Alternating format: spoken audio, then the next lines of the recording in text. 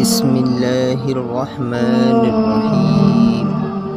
سوال: وہ کون سے خوش قسمت صحابی ہیں جو سرور دو عالم صلی اللہ تعالی علیہ وسلم کے پیارے پیارے ہاتھوں سے سب سے پہلے جام کوثر نوش فرمائیں گے؟ جواب: حضرت سیدنا صہیب رومی رضی اللہ تعالی عنہ۔ حوالہ: کنز الاعمال، جلد 11، صفحہ نمبر 756۔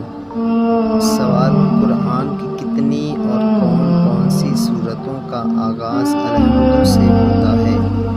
جواب: 5۔ فاتحہ، انعام، سبا، کہف، فاطر۔